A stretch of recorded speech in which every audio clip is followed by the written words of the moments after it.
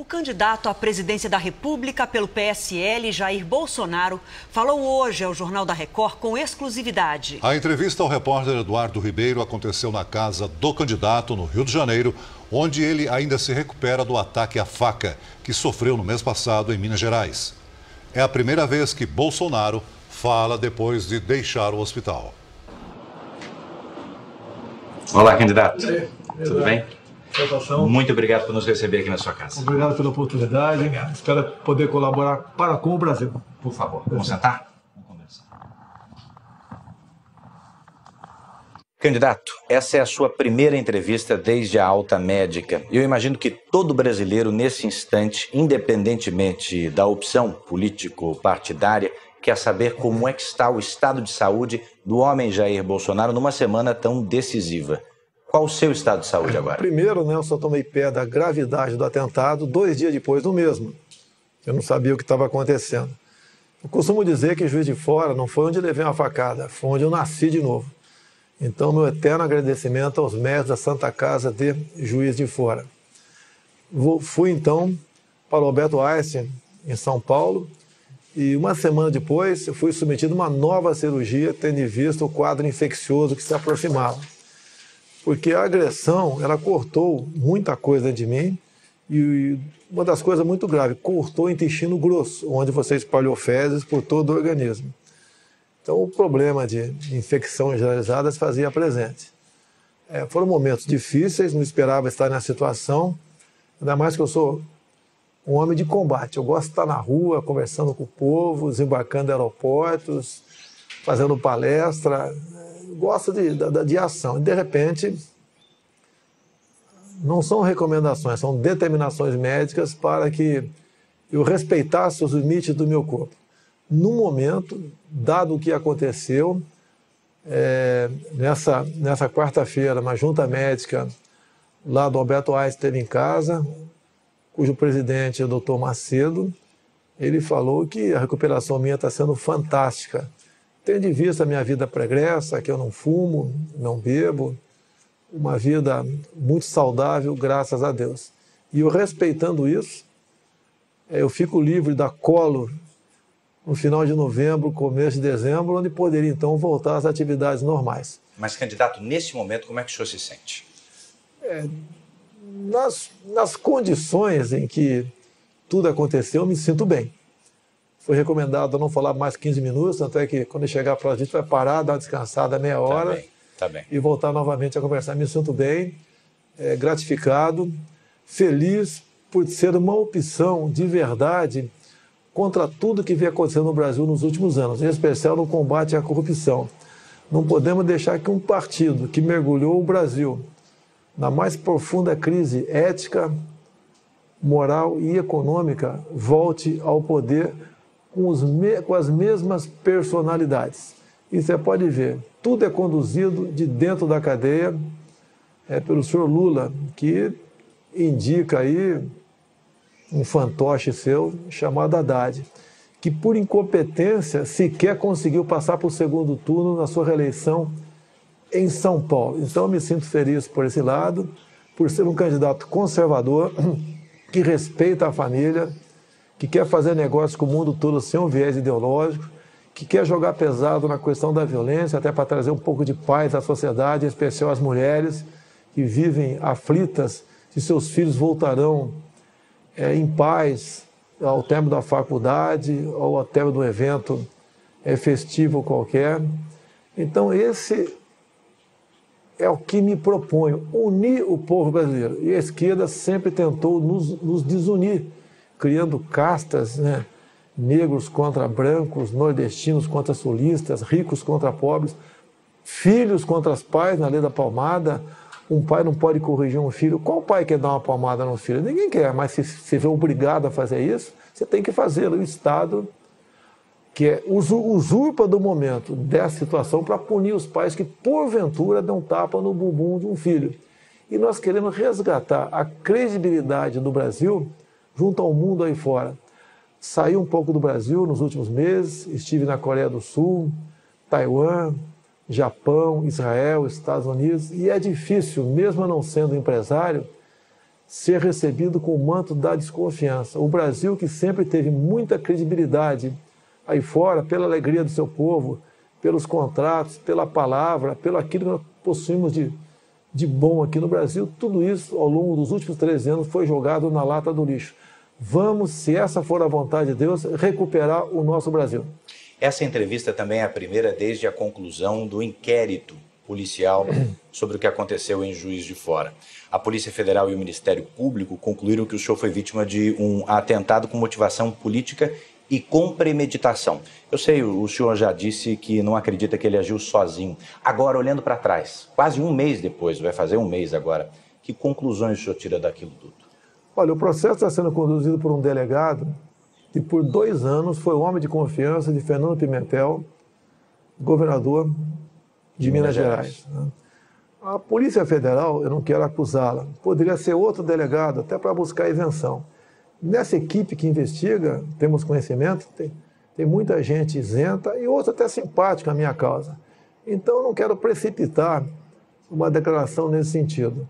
A própria tentativa, no dia do evento, 6 de setembro, de alguém tentar entrar na Câmara dos Deputados com o nome do agressor, seria um álibi. Se ele consegue, naquele tumulto, cometer o teu ato e sumir, ele teria um álibi poderosíssimo, dizendo que esteve na Câmara dos Deputados. O senhor descobriu isso ainda no hospital? Isso chegou ao meu conhecimento. Que reação o senhor no teve hospital? quando o senhor A reação da indignação. E nós não queremos fabricar um responsável, nem culpar esse ou aquele partido ou grupo ideológico. Nós queremos buscar a verdade e sinto que não se tem muita dificuldade de chegar à verdade. Afinal de contas, um ato como esse não pode partir da cabeça de uma pessoa de forma isolada. Até o seu depoimento ele foi muito contraditório em vários momentos. A Polícia Civil também faz um trabalho paralelo em Juiz de Fora. E acredito ainda que a Polícia Federal poderá dar uma resposta a isso, porque o inquérito, um encerrou e o outro foi instaurado. Então, espero que brevemente temos uma resposta para isso. A política brasileira não pode escambar para esse lado. Eu sou acusado de disseminar o ódio e quem leva a facada sou eu. Justamente nesse aspecto, na denúncia, os procuradores disseram que esse foi um atentado também à democracia. O senhor que sentiu esse ataque na pele é chamado pelos seus adversários de alguém que não respeita a democracia, não respeita a Constituição. Como é que o senhor responde a essa acusação? Olha, não respeito onde? Dizem que eu ataco negros. Onde você tem um vídeo meu, um áudio atacando negros? O meu sogro é o Paulo Negão. A minha filha tem sangue negro em suas veias. Como pode alguém que integrou o Exército Brasileiro por 17 anos ser racista? Assim como diz que eu ataco mulheres. Onde tem um áudio meu atacando mulheres, a não ser um embate entre eu e a deputada Maria do Rosário, onde ela estava defendendo que um estuprador e homicida menor de idade fosse punido à luz do Estatuto da Criança e do Adolescente. Eu sempre lutei pela diminuição da maioridade penal. Naquele momento, ela me chama de estuprador. Espera aí, o que é isso? Se eu perdi a cabeça, me desculpe, mas a resposta que eu poderia dar para ela, não sou estuprador. E eu sou processado exatamente por causa disso. Um tempo atrás, fui acusado de perseguir nordestinos. Como? Se meu sogro é de Crateús, a minha filha tem sangue nordestino em suas veias. O Brasil é um só povo. Não podemos continuar aceitando a divisão de classe no Brasil, como a que mais nos afeta, que eu sou homofóbico. Quando descobriram, entre aspas, que eu sou homofóbico, descobri em 2010 um plano do governo de, ao combater a homofobia, segundo eles, as escolas do ensino fundamental, ou seja, criancinhas a partir de 6 anos de idade, assistiriam filmes de meninos se beijando, de meninas se acariciando. Qual pai? Mesmo tem pai que é gay, quer isso para o seu filho em sala de aula. Cada um vai se descobrir no futuro e vai levar a sua vida e vai ser feliz. Jamais ofendi e agredi um homossexual. Não sou homofóbico. Esses rótulos jogam para cima de mim porque não pode me chamar de corrupto. É o que eles são. Um dos grandes problemas do Brasil é a corrupção. E não tem como me atacar. Até por ocasião da leitura da ação penal 470 mensalão, o senhor ministro Joaquim Barbosa me cita como o único deputado da base aliada que não foi comprado pelo PT. Há 2 anos trabalhamos com isso dentro da Câmara, via o deputado Onyx Lorenzoni. Nós não podemos, e grande parte do parlamento já concorda com isso, ter líderes partidários que, na verdade, funcionem como líderes sindicais. Não é dessa maneira. Essa semana recebi, via a deputada Tereza Cristina do DEM... Candidato. Opa. Vamos dar uma pausa. Vamos. Quem interrompe a entrevista é o enfermeiro da equipe médica que monitora a recuperação do candidato. Segundo ele, Bolsonaro não deve falar por mais de 10 minutos seguidos para não se cansar. O candidato ainda usa uma bolsa de colostomia para armazenar as fezes, enquanto o intestino é poupado para cicatrizar das diferentes lesões. Nessa fase da recuperação, cansaço ou estresse prejudicam o intestino, mas também podem gerar uma crise de tosse. Mas logo voltamos a conversar. Me permita retomar, relembrando o que o senhor falou agora há pouco no primeiro bloco da nossa entrevista, sobre rótulos, os rótulos que se disseminaram a seu respeito. Neste momento, as 2 principais campanhas da Presidência da República têm combatido fake news, sobretudo em aplicativos de troca de mensagens. Todas as 2 campanhas têm sofrido com isso. O que é que o senhor tem feito e como é que o senhor tem combatido essas notícias falsas? Nós temos nas redes sociais que há anos nós alimentamos com verdade. Então temos um exército de seguidores que acredita no que nós postamos. Por exemplo, o candidato do PT, agora no Nordeste, andou espalhando que eu vou acabar com o Bolsa Família. Eles fazem isso em todas as eleições e nós combatemos isso. Lógico que é duro você combater, porque eles vão, né, com os seus militantes, em todos os locais, praticamente, pregando isso aí. Mas, em grande parte, temos sucesso no combate a esse fake news e queremos acabar com o Bolsa Família. Mas o senhor diria que, pelo outro lado, seguidores seus podem também estar disseminando fake news, notícias falsas? Eu não tenho controle sobre milhões de pessoas que me seguem. O outro acaba extrapolando. Agora, quando um seguidor meu extrapola, a culpa cai em cima de mim, como se eu fosse um capitão e tivesse uma tropa a meu comando para cumprir exatamente aquilo que eu falo. Agora, por lado de lá, nós não pregamos fake news. Você entra nas nossas mídias sociais, não existe mentira, nem atacamos ninguém. Nessas lives que temos feito às 8h30 da noite, eu tenho pego o plano de governo do PT, documento deles, análise da conjuntura, por exemplo, bem como o caderno de tese do PT em 2015, e mostrando por escrito o que está na página deles. Como, por exemplo, enquanto o Paulo Guedes tem um projeto bastante ousado no tocante à economia, e ele foi claro isso em palestras, dizendo que quem ganha até 5 mínimos não vai pagar imposto de renda. Hoje, né, quem ganha 5 mínimos já está na faixa dos 27,5%. E acima disso, uma alíquota única de 20%. O que o fake news faz? Esquecem, entre aspas, que quem ganha até 5 mil não vai pagar imposto de renda. E começa a falar, você ganha 2 mil por mês. Prepare-se, vai pagar R$400 de imposto de renda. Mentira! A proposta nossa é ousada. E nós queremos realmente recuperar a tabela de imposto de renda e deixar mais dinheiro na mão do cidadão e na mão do empresário.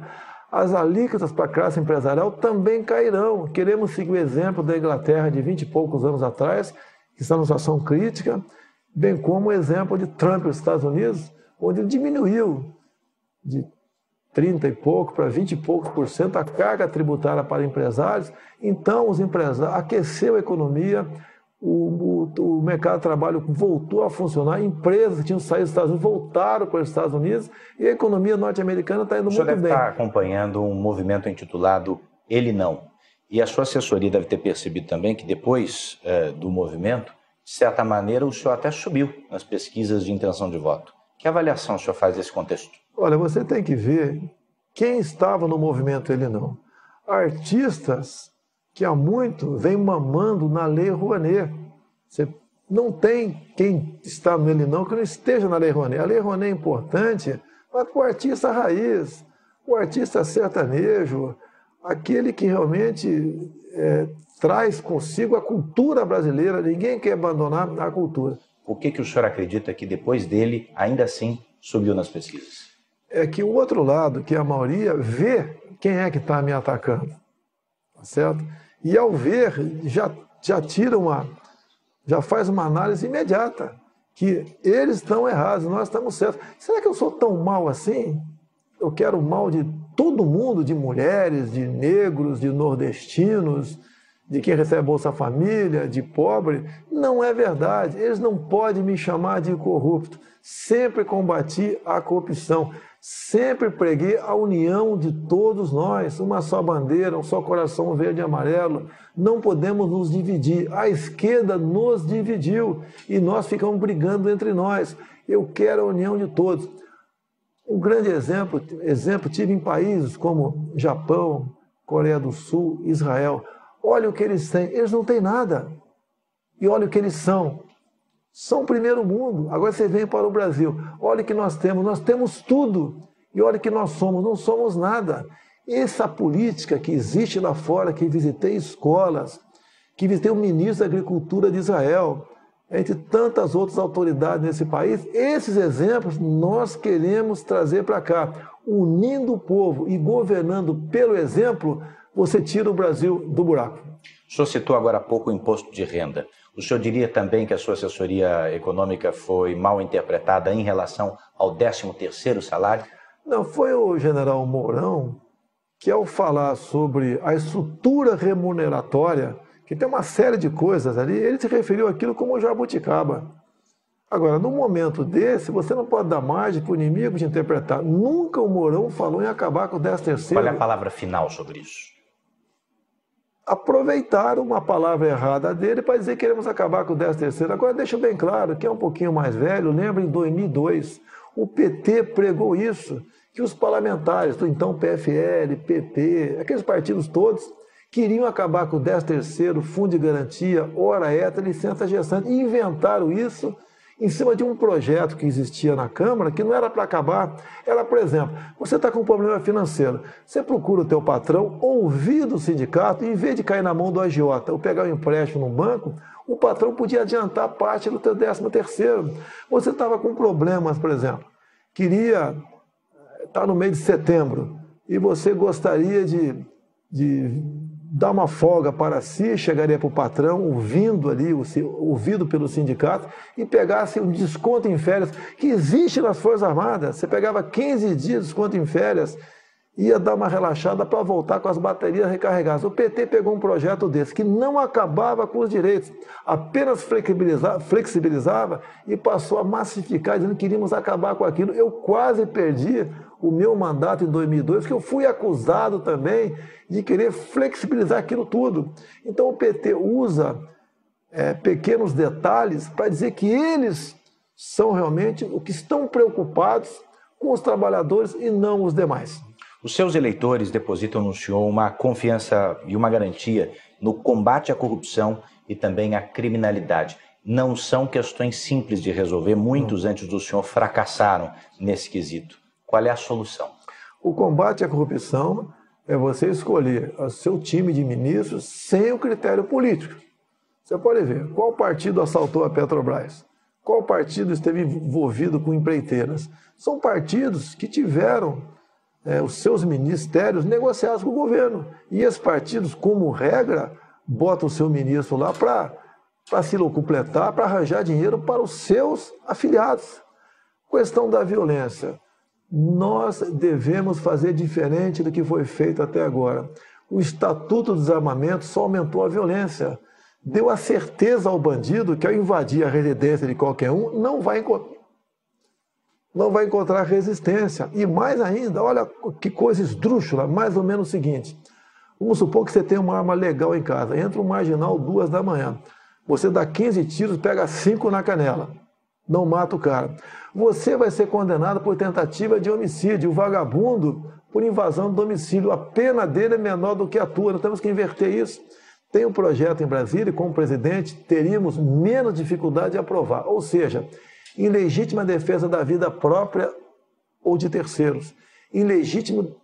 Na legítima defesa do patrimônio próprio de terceiro, você responde, mas não tem punição. Isso chama-se retaguarda jurídica, que vale para nós, cidadão de bem, e vale para os agentes de segurança, policiais civis e militares. Não pode um policial militar, após cumprir sua missão, 2, 3 da manhã, trocando tiro com marginal, com um fuzil. Onde tem isso no mundo? Só no Brasil. ele ser processado que o marginal veio morrer com 4, 5 tiros naquele momento de tensão enorme. Vamos mudar o nosso Código Penal para dar essa retaguarda jurídica para o cidadão de bem e para os policiais. Agindo dessa maneira, tenho certeza que a violência diminuirá. Falando também sobre corrupção, candidato. Mais uma interrupção. Uma nova interrupção na entrevista é feita a pedido da equipe médica. Desta vez, Bolsonaro já demonstra cansaço, porque faz pausas maiores entre as frases. Eu retomo a entrevista falando de corrupção. Candidato, o senhor acabou de falar antes dessa nossa pausa sobre criminalidade, mas também sobre corrupção. A respeito desse segundo assunto, o juiz Sérgio Moro divulgou, deu publicidade à delação do ex-ministro Antônio Palocci. Que impacto o senhor acredita que essas revelações terão na urna, no voto? Sempre há um impacto. O Palocci, antes mesmo de qualquer delação, ele já vinha colaborando. Ele foi um homem muito próximo do governo. Ele conta as entranhas do poder. Não tem como ele não fugir da verdade. E ele quer colaborar e vem colaborando. Então, parabéns ao Palocci, né?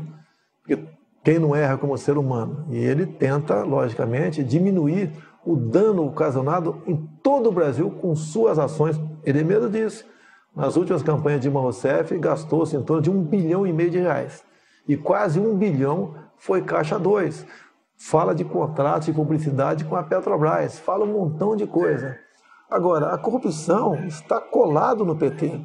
Não tem como querer desvincular o que acontece na corrupção do PT. Nós devemos evitar que esse estado de coisa continue no Brasil. O PT não deu certo. É um partido que traiu os trabalhadores, traiu todo mundo. É um partido que tinha um projeto de poder. Como o próprio Zé Dirceu disse há pouco, ele disse. Nós vamos assumir o poder, que é diferente de ganhar uma eleição. Ou seja, ele fala também em tirar poderes do Supremo Tribunal Federal, né? Ele fala, por exemplo, ali, coisas que, se tivesse na minha boca, seria uma explosão no Brasil. Está na boca dele. Nós pensamos e agimos diferentemente do PT. Se o senhor ganhar as eleições, o senhor não terá um projeto de poder? Não pensamos nisso em hipótese nenhuma. Até porque ser presidente do Brasil com tantos problemas, eu sei da responsabilidade, como será a minha vida nesses próximos 4 anos. E o que muitas pessoas dizem, né, que eu posso ser o ponto de inflexão naquilo que acontece aí. Muitos dizem que eu não posso ser um bom presidente, mas é aquele necessário para o momento. Mais grave que a corrupção é a questão ideológica. A gente vê jovens universitários, eu não sei o que tem na cabeça, com ações, com atos que não condiz com aquilo que está se formando. Que, em parte, as nossas universidades não formam alguém para o mercado de trabalho no futuro, está formando militantes. Devemos acabar com isso. Até hoje, o PT defende o regime de Maduro, como defendia o regime de Chávez. Nós devemos nos afastar da Venezuela.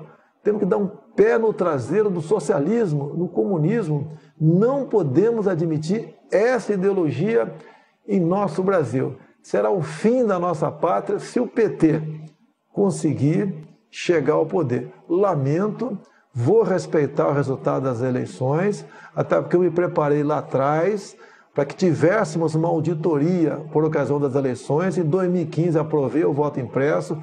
Lamento o Supremo ter derrubado com o argumento da senhora Raquel Dodge, dizendo que a impressão do voto comprometia a segurança das eleições. É exatamente o contrário. Mesmo com 5% das sessões com o voto impresso, você teria um retrato no Brasil do que foram as eleições. Procurei o ministro Fux há poucos meses e pedi para ele que pulverizasse pelo Brasil, de acordo com a quantidade de eleitores, estas sessões com o voto impresso. Ele me disse que já havia tomado decisão nesse sentido. Tínhamos tudo para ter uma eleição tranquila. Lamentavelmente, essa interrogação aparece. E o apelo que eu faço àqueles que acreditam em mim: vamos votar, não vamos nos omitir, não vamos votar em branco, não vamos anular o voto. Muito pelo contrário, vamos convencer uma pessoa a votar na gente. O PT, todo mundo já conhece o que é e o que nos espera com Zé Dirceu voltando ao poder. Comigo, a certeza que vocês terão que eu serei realmente não mais um capitão do Exército, mas um soldado do Brasil a serviço desse povo que merece e tem tudo para ser feliz. Uma última pergunta. Estamos a 3 dias das eleições. O senhor, eu sei, acredita que vence no primeiro turno. Mas se isso não acontecer, quem o senhor acredita que enfrenta num provável segundo turno? Olha, as pesquisas, todo mundo desconfia no Brasil. O Brasil é um país onde não se acredita em quase nada, infelizmente. Mas vamos partir do princípio que as pesquisas são essas que estão aí. Não fugiremos do candidato do PT. Tá? Não será nós contra ele, será o Brasil que quer mudanças, o Brasil que não quer mais corrupção, o Brasil que quer que criança seja respeitada em sala de aula, o Brasil que acredita na família, é o Brasil que respeita as religiões, um Brasil que quer conversar com o mundo todo sem o viés ideológico, um país que quer jogar pesado na questão da violência, até para dar paz para as mulheres que são preocupadas com a integridade física dos seus filhos. É um Brasil que quer isso, é um Brasil que quer menos imposto, é um Brasil cujo presidente vai trabalhar em equipe. Ninguém vai querer decidir nada sozinho. Muita coisa eu não entendo. E com boas pessoas e com isenção para escolhermos essa equipe de ministros, nós temos tudo para começar a fazer o Brasil andar. Quero agradecer por me conceder essa entrevista. Dia 7 é 17. Dia 7 é 17. Muda Brasil.